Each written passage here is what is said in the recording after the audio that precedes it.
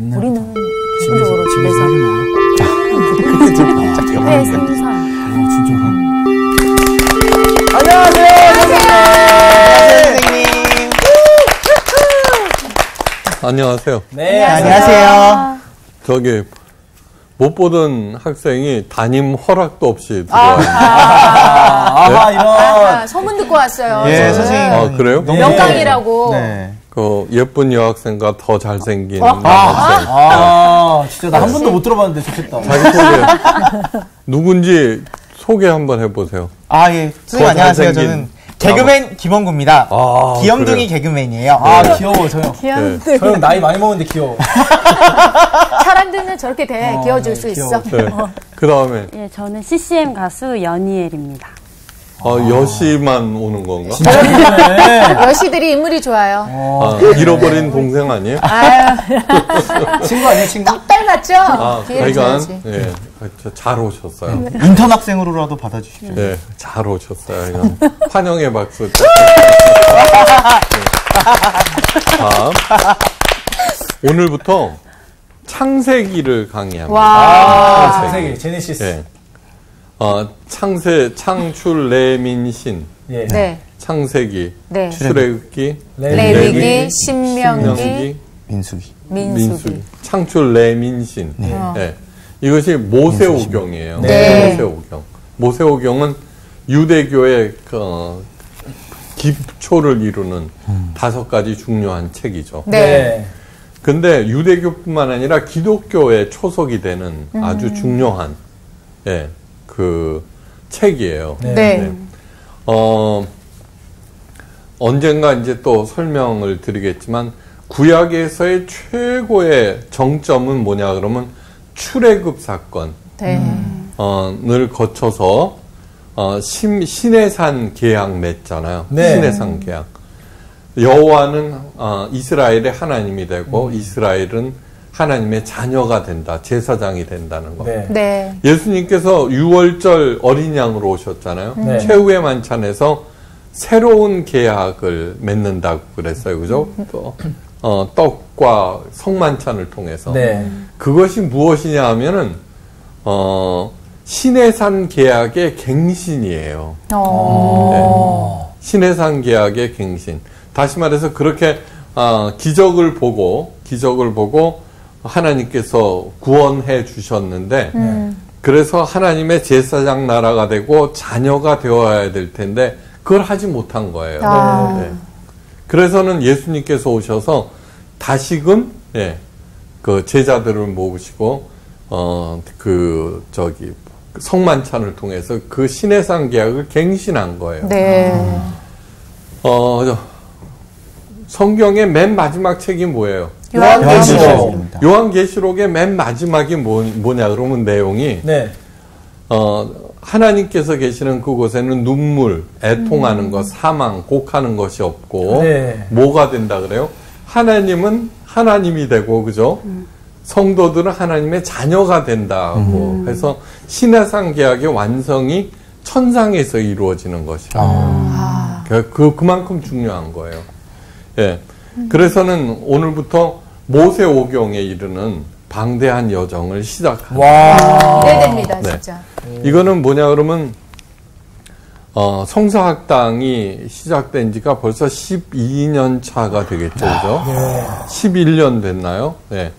하여간 그때 처음 시작하던 거. 10년이면 뭐가 변해? 강산. 그 강산이 변하는 유구한 세월 동안에 제 자신도 이제 변했고 성경을 보는 시야도 훨씬 깊어지고 넓어지고 이게 다시 쓰는 창세기. 의미 있다. 그러니까 하여간 오늘 잘 들어보시고 여러분들의 신앙을 좀 보다 더 튼튼한 기초 위에 올려놓을 수 있기를 바라요. 오늘 수업 창세기 1강 성경 문지방을 넘어서기. 오늘 창세기 1강으로 성경 문지방 넘어서기예요. 성경 문지방 넘어서기. 창세기가 문지방. 성경책은 쉬운 책이 절대로 아니에요. 맞아요. 네, 절대로 아니에요. 그냥 읽는다고 되는 게 아니에요. 맞아요. 그 백독한 분을 만났거든요. 그래서 질문을 했어요. 네. 몰라요. 그냥 기계적으로 읽는 거예요. 기계적으로. 예. 그래서는, 그 정확한 뜻을 알지 못하고, 백독을 해도 아무 소용이 없다는 거죠. 네. 예수님께서 요한복음 3장 12절에서 이런 말씀을 했어요. 내가 땅의 일을 말하여도 너희가 믿지 아니하거든 하물며 하늘 일을 말하면 어떻게 믿겠느냐. 예. 이거 성경은 하늘 일을 얘기하는 거예요. 네. 하늘 이야기를 들려주시는 거예요. 네. 근데 땅의 일도 모르는데 하늘 이야기를 백날 들어봤자 뭐 알 수가 없죠. 예. 그러니까 이 성경을 잘 이해하기 위한 기초를 닦는 그런 시간이 돼요. 자, 맹인으로 살다가 시력을 회복한 남자가 네. 예, 맹인으로 네. 평생을 살다가 시력이 회복됐어요. 네. 가장 먼저 본 게 아내 얼굴이에요. 그죠? 아내 게. 그 후에 아내의 목소리를 듣지 않고 또 만져보지도 않고 순수한 시력만으로 자기 아내를 다른 여자와 구별해낼 수 있을까요? 그죠? 우리는 한번 봤으면 그죠? 여윤정이하고 연희애라고 구별이 되잖아요. 네, 그렇죠? 네, 네. 그런데 구별을 해내는데 통상 넉 달의 피나는 훈련이 필요하대요. 넉 달에. 예. 예. 우리 보통 사람으로는 납득이 가지 않는 그런 얘기죠. 그죠? 맹인들이 시력을 회복하면 어떻게 될까? 어둠 속에서 상상으로 존재했던 세계에 대해서 어떤 반응을 보일까? 마리우스 폰 센텐이라고 하는 사람이 네. 공간과 시력이라는 책에서 네. 이 시력을 회복한 맹인들이 경험한 놀라운 일들을 기록해 놓았어요. 오. 그러니까 새로운 세계로 들어가는 네. 거예요. 예. 이게 성경을 읽는다라고 하는 것은 성경의 세계로 들어간다는 것은 우리들이 통상 경험하는 그런 것이 아니라 전혀 새로운 세계로 들어가요. 네. 그러니까 훈련이 필요하다는 거예요. 예. 가장 먼저 보인 반응은 엄청난 당혹감이에요. 그렇겠다. 네, 전혀 경험해보지 못한 빛의 세계에 첫 발을 내딛는 순간인데 네. 어찌 당혹스럽지 않겠어요? 그쵸. 네. 한 소녀가 엄마의 크기가 얼마만 한가 물었을 때 2뼘 정도 된다고 했어요. 왜 그러냐? 그러면 여러분 보면 연희엘도 키가 크죠? 그렇지만 여기서 보면 한 뼘도 안 됐잖아요. 그죠? 예. 네. 목사님은 반밖에 안 되는데 지금. 엄지손가락. 예, 거리를 두고 엄마의 크기가 그 정도로 보였기 때문에 네. 그죠? 공간과 형태, 움직임에 대한 기본적인 개념이 없기 때문에 예. 높은 곳에 올라가서 아래를 내려다 보아도 얼마나 높은 것인지 전혀 실감을 못해요. 예. 그래서 실제로 뛰어내려 죽은 사람도 있어요. 네. 멀리 보이는 높은 산, 아무리 에베레스트 산이라도 네. 손바닥 위에 요즘 그런 사진 많이 찍죠. 네. 원근법. 맞아요. 그렇죠. 작은 것이에요. 태양도 그저 동전 크기만 한 거예요. 그렇죠. 예. 그렇게 생각하는 거예요. 한마디로 말해서 사물을 총체적으로 그 크기와 거리, 색과 명암 등을 종합해서 이해하는 능력이 전혀 없기 때문에 성경도 마찬가지예요. 성경도 그냥 어떻게 하면은 복을 받는가 그런 거를 갖다가 기계적으로 집어넣는 그런 경우가 너무너무 많죠. 네. 단편적으로 지시. 그러니까 맷돌에 뭐가 없으면 어처구니가 없어져요. 손잡이. 어처구니가 없다고 네. 그렇죠. 네, 하고 네. 마찬가지예요. 그러니까 그 맥을 잡아야 되는 거예요. 예. 눈을 뜨고 난 다음에도 피나는 훈련이 필요해요. 상상할 수 없을 정도로 힘들다고 해요. 그게. 예. 진짜 힘들겠다. 예, 그동안 세상을 인식하던 통로가 폐쇄되고 전혀 새로운 차원의 길을 가야 하기 때문에 예. 예. 훈련 기간 중에 혼란에 빠진 한 여성은 절규를 했어요. 어떻게 절규하냐 그러면 이렇게 사느니 차라리 예전으로 돌아가는 게 더 행복하겠어요. 그럴 것 같아요, 쉽지 진짜. 않은 훈련이. 계단을 네. 눈 뜨고 이렇게 그냥 내려가잖아요, 우리들은. 네, 그렇죠. 근데 그전에는 손 잡고 내려갔죠. 그렇죠. 그죠? 네. 하여간 그런 훈련이 필요하다는 거예요. 성경 또한 전혀 다른 차원이고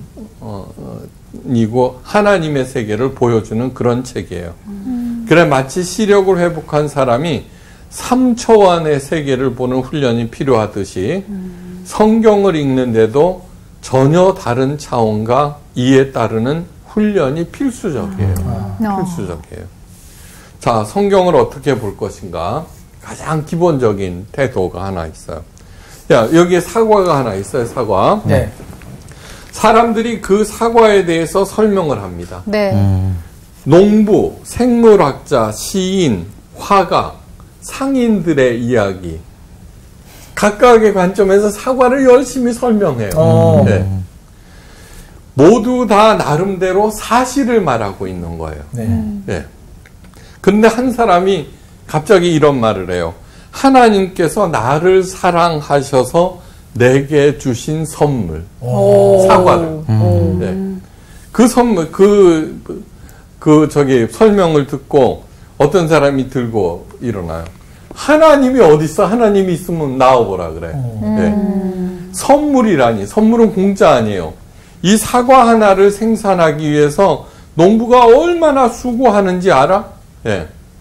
이렇게 얘기하잖아요. 네. 그건 말도 안 돼. 네. 또 사과, 첫사랑의 달콤한 열매라는 시인의 말을 이해하기 위해서는 그 사람의 인식 세계와 그 언어를 이해해야 돼요. 네. 우리 입시 준비할 때 시 분석하고 그랬죠. 아, 네. 진짜 싫었는데. 시 분석하고 그랬죠. 그거 마찬가지예요. 성경은 뭐예요? 언어로 되어 있어요. 네. 한글로 되어 있어요. 맞습니다. 그렇다고 해서 그냥 읽으면 누구나 다 쉽게 이해할 수 있는 그런 게 아니에요. 맞아요. 네. 그러니까 먼저 언어에 대한 정확한 개념이 필요하다는 얘기예요. 네. 그러니까 화학자가 말하는 사과를 이해하기 위해서는 DNA, RNA, CA, 칼슘, 과당 그런 등등등등을 이해해야지. 오, 그렇구나 이렇게 되고 그죠? 네. 아, 거기에는 그런 좋은 성분이 있구나. 라고 사과의 가치, 그죠? 사과에 대한 이해가 넓어지죠, 그죠? 네. 할머니가 그런 단어에 대해서 전혀 지식이 없는 할머니가 그런 화학자의 설명을 들으면은 무슨 귀신 씨나라 까먹는 소리예요, 그러죠? 네. 네. 그러니까 오히려 더 깜깜해지는 거죠, 그죠? 사과 그냥 먹으면 되는 거지, 이렇게 되잖아요. 네. 그러면 뭐예요? 사과에 대한 가치가 아무것도 없는 거, 그죠? 하나 먹는 열매일 따름이잖아요, 그죠? 그러면 안 되는 거죠.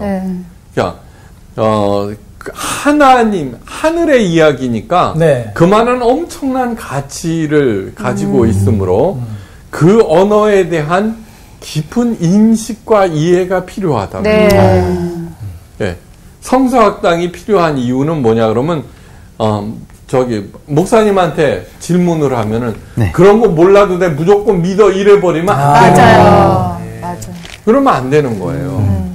그 안에는 각자 깊은 뜻들이 있는 거예요. 네. 그것을 이해하면 이해할수록 점점 하늘의 일에 대해서 깊이 있게 되고 그 일들을 통해서 내가 달라지는 거예요. 아셨죠? 네. 하나님께서 내게 주신 사랑의 선물이라는 설명을 이해하기 위해서도 그 사람의 인식 세계와 언어를 알아야 돼요. 이게 성경도 마찬가지인 거예요. 그냥 읽어보고 말도 안 돼 이래서는 안 된다는 거예요. 그죠? 네. 자, 왜 그가 그렇게 말하는 것인가? 그러면 그 사람이 자기의 인식, 믿고 있고 생각하고 있는 것들을 말한 거예요. 시인이라고 하는 게 왜 철학자 이런 사람들이 중요한 것이냐 그러면 보통 사람들이 가지고 있는 그 세계를 넓혀주고 깊어지게 해줘요. 맞습니다. 네. 그죠? 네. 네. 그것을 더 많이 하면 할수록, 삶이 풍성해지기 때문에. 그죠? 기승전 전도, 기승전 헌금으로는 절대 안 되는 거예요. 네. 차라리 정말로 눈으로 볼 수 있는 부처님 앞에서 치성 드리는 게 훨씬 나아요. 네. 또 어차피 다 똑같다고 할 때는. 그저 치성 드려서 복 받겠다라고 하는 생각으로는. 그거는 이사야서 1장에서 이미, 하나님께서 누가 그거를 너희들 보고 시켰느냐. 그게 무슨 뜻인지도 모르고 그렇게 하는 것은 나는 오히려 가증스러운 것이고, 네. 가증스럽다라고 하는 것은 구역질 난다는 뜻이에요. 하지 말아야 되는 것이다. 네. 너희들은 그저 마당만 밟았을 뿐이다. 이렇게 되는 거죠. 그 많은 에너지와 시간과 노력을 통해서 그냥 마당만 밟는다는 게 무슨 의미가 있겠어요. 안 하고 마는 거죠. 그렇죠? 네. 아셨죠? 자, 그래서 하나님께서 내게 주신 사랑의 선물이라고 하는 그 언어가 의미하는 바를 이해를 해야 할 때, 네. 맞아. 그런 거였구나. 이렇게 되는 거죠. 자, 서양 철학을 공부하는 사람들이 반드시 듣게 되는 것이 있어요. 서양 철학을 공부 안 해서 모르시겠지만, 잘하신다. 그건 뭐냐 그러면 히브리적 사고와 헬라적 사고라는 것이 있어요. 히브리적 사고와 헬라적 사고. 근데 하여간 쉽게 설명을 할 테니까 이 개념을 모르고서는 성경을 제대로 이해할 수가 없어요. 성경은 원문은 무엇을 구약은 히브리어로. 다 각자 언어들은 있잖아요. 그 민족을 대표하는 고유성과 특수성을 언어는 곧 문화예요. 그 사람 자체예요. 그 사람이 쓰는 말을 이렇게 들어보면은 그 사람의 댐댐이가 드러나요. 여윤정이 하는 얘기, 쓰는 단어 이렇게 들어보면 정말 고상한 이렇게 수준 있고 알잖아요. 그죠? 표준어. 절대 질 떨어지지 않지. 그럼 포준어요? 표준어. 혀가 짧아가지고. 자, 히브리적 사고는 뭐냐 그러면 통전적이에요. 이 통전적이라고 하는 것은 전체를 묶어본다는 뜻이에요. 전체를 묶어본다. 반면에 헬라적 사고는 대단히 분석적이에요. 쪼개서 막 보는 거예요. 세세히 쪼개서. 또한 히브리적 사고는 감성적이에요. 직관 이런 거. 반면에 헬라적인 사고는 논리적이며 이성적이며 합리적인 거예요. 자, 그런데 우리들이 생각하기에는 헬라어가 그죠? 분석적이고 논리적이고 합리적, 더 우수한 단어, 언어. 그렇게 생각하잖아요.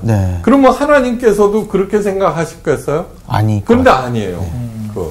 그 당시에 헬라어는 20만 단어나 있어요. 20만 단어가. 어휘력이 그만큼 풍부한 거예요. 반면에 히브리어는 2만 단어밖에 없어요. 오늘날에 영어가 한 40만 단어가 돼요. 왜? 셰익스피어 있죠. 셰익스피어가 위대한 이유는 무엇이냐 하면은 그의 문학성 때문이 아니에요. 영어의 어휘를 10만 개를 더 늘려놨어요. 20만 개에서 30만 개. 그래서 셰익스피어가 그 위대한 그 사람으로 칭송을 받는 거예요. 근데 하나님께서는 그저 2만 단어밖에 안 되는 히브리어를 택한 데는 그만한 이유가 있는 거예요. 그죠? 그걸 알아야 되겠죠. 자, 예를 들어 봅니다. 사랑이라는 단어가 있어요. 헬라 사람들은 아가페, 에로스, 톨리게 등등으로 대단히 세분하게 설명했어요. 그러니까 남녀 간의 사랑, 하나님의 사랑, 우정, 애국심 이런 것들이 다 단어가 틀려요. 왜요? 분석적이니까. 반면에 히브리 사람은 사랑을 야다라고 했어요. 근데 이 야다는 뭐냐 그러면은 사랑한다, 신뢰한다, 의지한다, 심지어는 동침한다는 것 모두 다 야다로 써버렸어요. 네. 누가 보면 굉장히 머리털까지도 세시는 하나님이라는 표현이 있는데 네. 머리털을 센다는 것도 야다예요. 아. 네. 근데 왜 이렇게 했을까? 잘 들어보세요. 한 남자와 여자가 사랑을 해요. 그렇게 해서 결혼을 해요. 동침하죠, 그죠? 네. 그리고 머리털도 세죠. 네. 그죠? 흰머리 뽑아서 아내가 하잖아요. 아닌 네. 그 딴 여자가 제 머리털 만들면 미용사 외에는 이상한 이상한 거죠. 거죠. 그렇죠. 그럼요. 네. 그렇죠. 네. 무슨 뜻인지 알겠죠? 네, 네. 신뢰하고 믿죠. 이건 모두 다 야다예요. 그래서 통전적이라고. 이해가 확 되네. 예. 그래서 통전적이라고 하는 거예요. 예. 그런데 그러면 헬라어는 나쁜 언어냐? 아니요, 그렇지 않아요. 예. 그 성경은 히브리적인 언어로 기록되었으므로 그러므로 성경은 히브리적 사고로 접근을 해야지 그 깊은 뜻을 알게 돼요. 자, 바다가 갈라져요. 네. 헬라 사람들은 그 기이한 현상을 분석을 해요. 예. 네. 그리고 합리적이고 논리적인 설명을 시도해요. 이렇게 얘기해요. 바다는 갈라질 수 없다. 액체이기 때문이다. 맞죠? 네. 그렇죠. 일시적으로 그렇게 될 수 있으나 홍해 바다처럼 깊은 물이 그렇게 완전히 갈라져서 벽을 이룬다는 것은 절대로 있을 수 없는 일이다. 맞죠? 네. 그러므로 그 이야기는 엉터리다. 맞죠? 그렇게 따지면. 아니, 그렇죠. 이상적이고 철학적인 그렇지. 이상으로 얘기를 하면은 논리에 맞잖아요. 제가 설명하는 거. 반면에 히브리 사람들은 그 전체를 눈에 보이지 않는 것까지 통전적인 것으로 봐요. 왜 바다가 갈라졌을까? 예. 히브리 사람들이 이렇게 결론을 내려요. 세상은 하나님께서 만드셨다. 그분은 자신의 백성을 구원할 계획을 가지셨다. 그래서 주인이신 하나님께서 그 바다를 가르셨다. 예. 이렇게 설명을 하는 거예요. 자, 누구의 설명이 옳은 것이냐면 헬라인의 설명이 옳은 것이에요. 예. 히브리인들이 거짓말을 한 거예요. 그런데 이것은 21세기를 사는 우리의 판단이에요. 그렇죠. 네. 그죠? 네. 그래서 현대인들에게 성경을 갖다가 얘기하면은 받아들여지지를 않는 거예요. 그쵸, 어렵지. 자, 사도 바울이 왜 그렇게 위대한 사람이냐 그러면은 사도 바울은 히브리인 중에 히브리인이에요. 네. 헬라 철학에도 능통해요. 네. 네. 그런데 히브리적인 사고로 하나님의 그 일들을 보면서 헬라적으로 설명을 하는 거예요. 이해할 수 있고.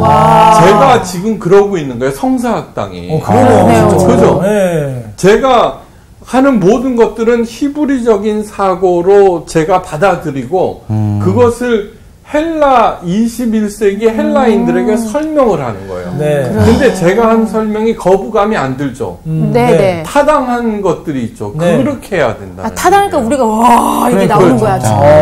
누가 보면 우리가 일부러 그런 줄 알아요. 아니야, 진짜. 그렇죠. 진짜 이거는. 네. 그러니까 그거는 구약을 보는 눈과 신약을 보는 눈이 달라져요. 네. 그러나 가장 기본적인 것은 통전적으로 본다는 그것이 하나님의 시각을 갖는다는 거예요. 네. 연희엘 무슨 얘기인지 알겠어요? 네. 너무 잘 이해가 돼요. 그래, 좀 이해하고 있어. 네. 자, 헬라적 사고와 히브리적 사고 중에 헬라적 사고가 승리했어요. 그죠? 그리스가 승리했잖아요. 그렇죠. 그죠? 네. 헬라는 그리스예요. 네. 네. 이길 수밖에 없는 것이 분석적이고 합리적인 논리를 가지고 있기 때문이에요. 네. 무조건 믿어 이긴 것보다 조근조근 따지면 할 말이 없잖아요. 그렇죠. 네. 헬라적 사고가 알렉산더 대왕을 통해서 로마로 전수되고 로마를 통해서 전 세계로 확산돼요. 그리고 그 분석적이고 합리적인 태도로 인해서 더욱더욱 발전하게 돼요. 네. 그 결과 눈부신 과학 발전을 이룩한 거예요. 네. 자, 전기, 네. 에너지를 관찰을 하고 눈에 보이지 않는 원자까지도 분석해낸 거예요. 네. 맞죠? 네. 그 안에 들어가 있는 이론을 찾아내고 저렇게 빛을 만들어내요. 네. 근데 알고 보면 이 모든 것들이 태양 에너지에서 나온 거예요. 그죠? 그건 참 설명하려면 한 2시간 걸리니까. 일단은 대답해. 그럼요. 아니, 이 나무가 자라나잖아요. 네. 석탄이 되잖아요. 네. 그걸 떼서 전기, 발전기. 맞네. 그렇지. 그러니까. 맞네. 네, 무슨 말인지. 그럼. 그러니까 다시 말해서, 한마디로 말해서 현대인들은 모두 다 헬라인들인 거예요. 헬라인, 사고방식. 예. 그래서 사랑을 단순한 호르몬 작용이라고, 그렇기 때문에 마음이 변한 것이 아니라 호르몬 분비가 멈춘 것이라고. 그죠? 그래서 눈꺼풀 씌우는 거는 길어봤자 3년이다. 이런 얘기를 하고. 이러한 것들이 왜 나오냐면 분석한 결과예요. 눈에 보이지 않는 거가 연구한 결과예요. 네. 자, 그렇기 때문에 이 성경에 기록되어 있는 히브리적인 사고를 기록한 성경은 현대인들이 보기에는 굉장히 비논리적이고 황당하고 우습고 미신적인 것으로 보여지는 거예요. 네. 그런데 귀담아 들어야 하는 말이 있어요. 에릭 프롬이라고 하는 사람이 잃어버린 신화를 찾아서라는 책에서 이런 말을 했어요. 에릭 프롬. Art of Loving, 사랑의 기술을 쓴 그 사람이에요. 현대인들의 불행은 신화를 잃어버린 데서 시작합니다. 현대인의 기준으로 볼 때 신화는 불합리한 사건으로 가득 차 있습니다. 그죠? 로마, 그리스 신화를 생각해보요. 그래서 그 신화를 버렸는데 동시에 그 신화 가운데 감추어진 행복에 이르는 지혜 역시 폐기 처분됩니다. 네. 그러므로 현대인들은 고대인의 관점으로 돌아가서 왜 그런 신화를 말하고 있는가를 이해해야 됩니다. 그래야 비로소 그 신화에 담긴 지혜를 소유할 수 있고 그 지혜를 통해서 잃어버린 행복을 회복할 수 있습니다. 그래서 잃어버린 신화를 찾아서라는 책을 써요. 자, 그리스 로마 신화를 잃어버렸는데도 그렇게 됐는데 성경을 잃어버렸잖아요. 예? 그러니까 이 성서학당이 무엇을 하는지 알겠죠. 그래서 열심히 해야 되는 거예요. 그러니까 어렵더라도 몰라도 돼, 그냥 믿으면 돼. 이거는 무당들이 하는 얘기예요. 맞습니다. 알아야 됩니다. 그래서는 절대로 안 돼요. 성경은 1500년에 걸쳐서 40명의 사람들에 의해서 기록된 책이에요. 구약은 몇 권? 39권, 신약은 27권. 자, 이 40명의 성경 저자들의 직업은 다양해요.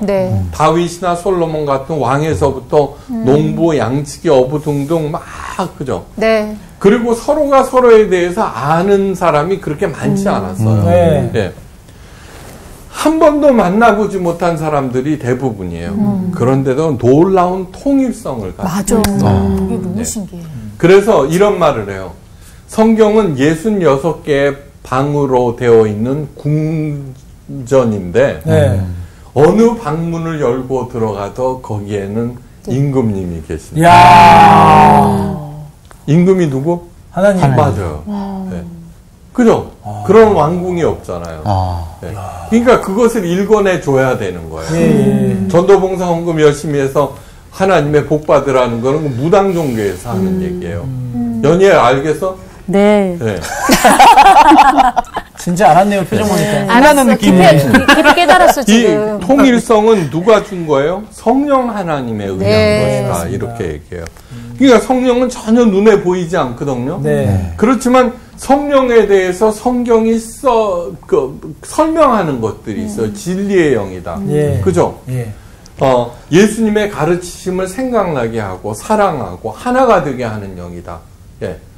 그러므로 그 성령께서 하시는 일들을 깊이 인식할 때 막 방언을 연습하고 막 의시되고 하는 그런 일들을 안 하는 거예요. 무당들이나 하는 일이죠. 그죠? 그러니까 하나님의 그 깊은 뜻이 무엇인지를 알게 되는 것이죠. 자, 헬라 사람들은 how를 물어요. how. 네. 예. 반면에 히브리 사람들은 why를 물어요. 네. 성경에는 하나님은 사랑이라는 말이 반복되어요. 예. 그러면서 사람들이 보기에 잔인한 일을 행하는 것을 명령해요. 다 죽여버려라. 맞아. 말의 심줄을 다 끊어버려라. 네. 성읍을 불살려라. 예. 그런 것들을 보면서 저런 일들을 어떻게 해? 그래서 사랑의 하나님을 부인해버려요. 예. 그죠? 무슨 말인지 알겠죠? 네. 어떻게 사랑의 하나님이 그럴 수가 있어? 이것이 헬라적인 사고예요. How is it possible to do that kind of crucial things by God of love? 그죠? 하나님, 사랑의 하나님이라는데 그렇게 잔인한 명령을 어떻게 내려? 예. 그거는 how is it possible? 불가능한 일이에요. 예. 그러므로 그 사랑의 하나님이 아니라는 결론을 내리죠. 그죠? 뭔 말인지 알죠? 네. 예. 자, 그런데 히브리 사람들은 사랑의 하나님이 왜 그러셨을까를 Why? 네. 그러니까 사랑은 그냥 놔두는 거예요. 사랑의 하나님. 분명히 사랑의 하나님이 저런 명령을 내릴 때는 깊은 뜻이 있을 거야. 라는 것을 찾아가는 거예요. 마치 이런 거예요. 아주 그 어려운 일도 아니에요.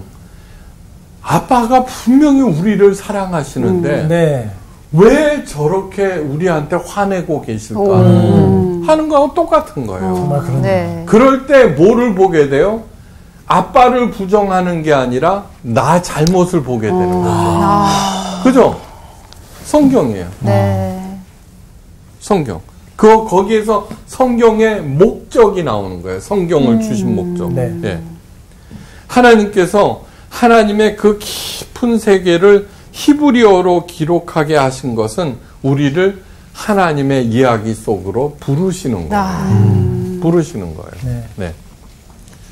사랑이라고 하는 것은 상대방의 이야기 속으로 들어가는 거예요. 네. 딴 게 아니에요. 예.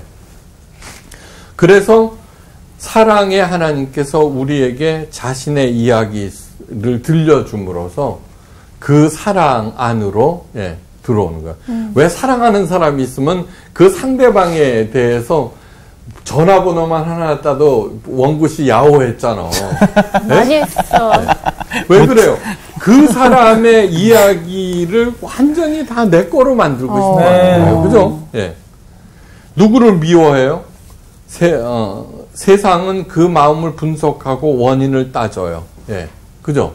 왜 걔가 그렇게 미워하고 살인을 저질렀는가? 그래, 맞아요. 아무리 그런데 원인과 이유를 밝힌다고 해도 그 미움이 해결되지 않아. 그죠? 그렇죠. 그렇잖아요. 그죠? 네. 예.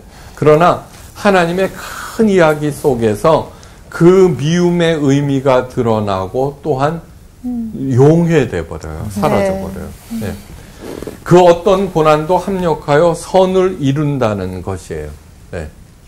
그러니까 그 얘기 하나만으로도 하나님 안에서는 모든 것이 합력하여 선을 이루느니라 그 말 한마디만 갖고 있어도 이 세상 잘 살아낼 수 있어요. 네. 그죠? 네. 어려운 일 없고 그전에는 바로 떨었는데 아니야 이런 일들이 합력해서 선을 이룬대 라고 하면은 그 선을 이루시는 하나님의 선이 무엇인가를 찾아가게 되는 거예요. 네. 그죠? 사도 바울이 이렇게 말해요. 모든 성경은 하나님의 감동으로 된 것으로 교훈과 책망과 바르게 함과 의로 교육하기에 유익하니 이는 하나님의 사랑으로 온전하게 하며 모든 선한 일을 행할 능력을 갖추게 하려 함이라. 디모데후서 4장 16절에서 17절. 이것이 성경을 주신 목적이라고 해요. 네. 그 결론이 뭐냐 그러면 우리로 하여금 모든 선한 일을 행할 능력을 갖추게 한다는 거예요. 이게 하나님께서 우리들에게 선한 일을 주시는 게 아니에요. 네. 우리들이 그 선한 일이 무엇인지는 모르지만 네. 그것을 능력을 행한다는 그거 행하게 하신다는 거예요. 자, 선한 일. 이 선한 일 굉장히 중요한 얘기예요. 선한에 해당하는 헬라어는 아가토스예요. 아가토스. 아가토스는 여러 가지 뜻이 있어요. 네. 아름다운, 가치 있는, 덕스러운, 나은, 공정한, 정직한. 네. 진짜. 그 외에도 풍성한이라는 뜻이 있어요. 그러니까 그 일들을 하여간 행하면은 어떻게 돼요? 아가토스한 일은 행하면은 막 나는 착한 사람이 될까, 올바른 일을 할 거야. 그런데 나중에 결과적으로는 풍성해진대. 번영이라는 뜻이에요. 예수님께서 그래서 이런 말씀을 하시는 거예요. 내가 온 것은 양으로 하여금 생명을 얻게 하고 풍성히 얻게 하려 합니다. 네. 이게 아가토스 일이에요. 예수님께서 가르치신 그 일들 참아라. 참아야 되는 거예요. 원수를 용서하라. 이빨을 악물고 피눈물을 흘려서라도 용서를 하는 거예요. 그러다 보면 나중에 뭐예요? 내 삶이 풍성해지는 거예요. 근데 이 풍성은 뭐냐 그러면 단순히 내 마음만 풍성해지는 게 아니라 몸과 마음과 영혼 실제로 잘 살게 된다는 거예요. 그래서 나는 선한 목자라 양을 위하여 목숨을 버린다. 그러기 위해서 이 땅에 오셨다는 거예요. 이게 단순하게 예수님께서 가르치신 그 일들을 행하는 것은 그 크리스찬이니까 내가 착하게 살아야 되니까 라는 뜻이 아니라 알고 보면은 그 일들이 가장 복받는, 잘 먹고 잘 사는 최고의 비결이라는 얘기예요. 예. 그래서 예수님께서 처음으로 돌아가요. 내가 땅의 일을 말하여도 너희가 믿지 아니하거든. 예. 땅의 일이 뭐냐 그러면은 자 부자가 되는 방법. 네. 첫째 성실하거라. 네. 뭐 어쩌고 저쩌고 네. 많은 노하우들이 있죠, 그죠? 네. 식당에서 성공하는 방법. 예. 기업에서 성공하는 방법. 네. 네. 현대 20세기의 재테크에 성공하는 방법. 많은 성공법들이 있어요. 그죠? 네. 그게 다 땅의 이야기들. 아. 땅의 이야기들. 예. 그런데 그거 행하기 어려워요. 네. 예. 그러면서 땅의 일을 말하여도 너희가 믿지 아니하거든 하물며 하늘 일을 말하면 어떻게 믿겠느냐. 이렇게 얘기해요. 그러니까 예수님께서는 어떻게 해서든지 땅의 언어로 하늘 이야기를 들려주시는 거예요. 그러니까 그거를 단순하게 기계적으로 이렇게 해서는 절대로 안 되는 거예요. 절대로. 예.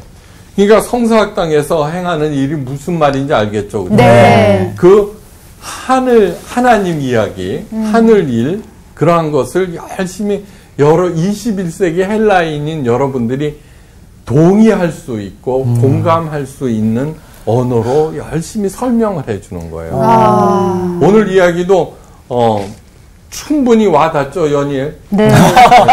계속 확인하시네. 자, 다음 시간부터 구체적으로 네. 창세기 1장 1절부터 네. 그 단어가 의미하는 바 무엇을 의미하고 있는지 그것을 배우면서 하나님의 세계 속으로 들어가겠습니다. 자, 이상 마치겠습니다. 감사합니다. 오늘 뭔가 굉장히 진짜. 블록버스터급 영화 예고편. 막 지금 막 설레설레해요 지금. 아니 그러니까 그리고 나 진짜 다시 한번 느꼈어. 이 성경책이 우리가 정말 유익한 생명의 책이라는 거 알고 있으면서 많은 사람들이 이해하기 힘드니까 그냥 덮어놓고 믿어야지 하는 사람들이 굉장히 많이 있어요. 집에 몇 권 덮여 있습니다. 그러니까 이 덮어놓고 믿다 보니까 그냥 여기저기서 이상한 소리 할 때마다 거기에 휩쓸리고 왔다 갔다 하고 내 마음에 의심이 생기고 믿음이 흔들리고 막 이러는데 오늘 다시 또 말씀을 들으면서 그래 이래서 말씀을 늘 읽고 또 성사학당을 시청하면서 이렇게 깨어 있어야 된다 이런 생각이 정말 다시 한번 들었던 것 같아요.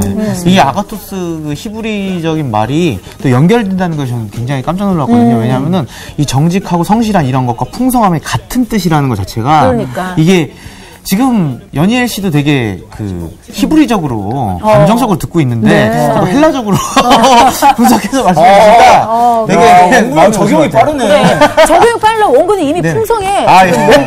뭔가 이미 적용하고 왔습니다. 저는. 맞아. 많이 풍성해져요. 연희엘 씨 어떻게 들으셨어요 오늘? 저는 저도 모르게 되게 헬라적인 사고 방식을 갖고 있었던 것 같아요. 이렇게 좋죠, 분석적으로. 좋죠. 그래서 성경이 어려웠던 것도 사실이지만 네. 진짜 깊은 이해와 인식을 가지고 진짜 히브리적 사고를 가지고 성경을 읽어야겠다라는 생각이 들었어요. 우리가 또 이제 또 앞으로 네. 우리가 같이 계속 분석하면서 막 이러지 말고 하나님 주시는 그 통전적인 은혜를 누리며 네. 살아갈 수 있도록 또 다음 주를 기대하면서 나갑시다. 가시죠. 덮어줍시다.